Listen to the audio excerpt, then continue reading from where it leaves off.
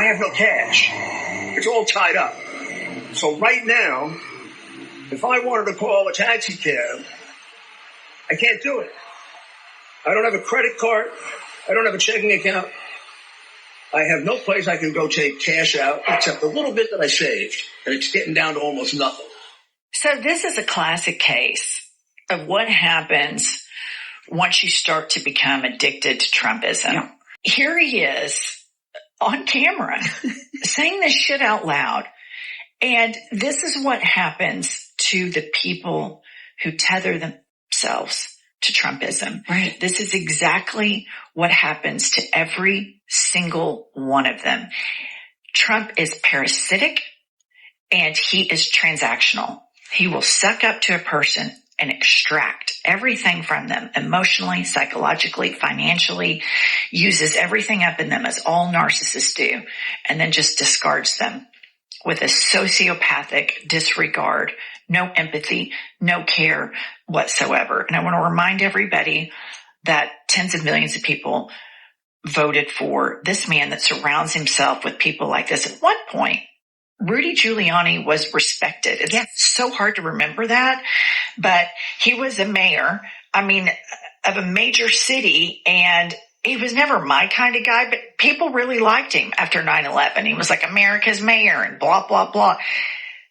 This is how he's ending not only his career, but his life.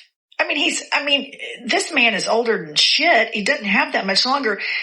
This video is forever. And it just shows the consequences of Trump loyalism, we call it. And they're fighting over the Florida because he defamed workers, the Georgia election workers. And here's the best part about it. Trump owes him over $2 million. Right. But won't pay him. Right. And Rudy won't go after him. Now the creditors, Ruby Freeman and Shay Moss, their attorneys have rights to that, but we know Trump's never going to pay that. But talk about somebody that just went down the rabbit hole, and he's disbarred. He can't even work as an attorney. He should be. And the same thing happened with Mike Lindell of Montello. Dead ass broke, that Kraken lawyer. Some of these people just kind of limp off and are never heard from again, which is probably what I would do. I would agree. I would do that too. But the lack of shame surrounding the people that involve themselves with Trump is somewhat breathtaking. But now we have a new clown car because he went through the starting lineup.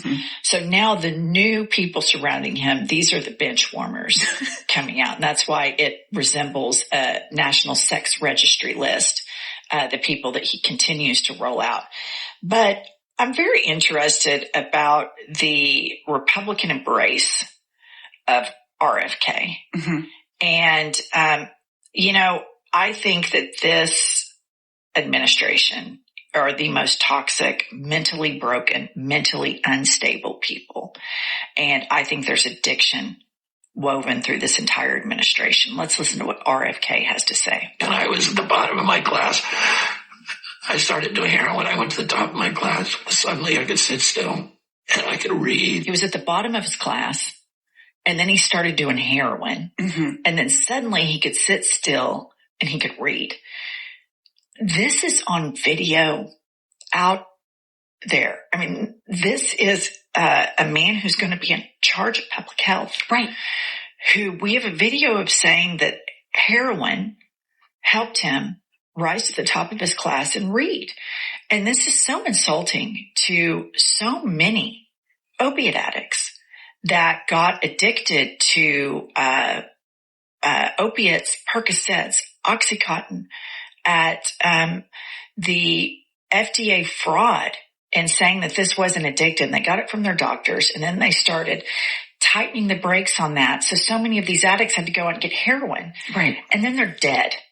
There are deaths all over this country, opiate deaths.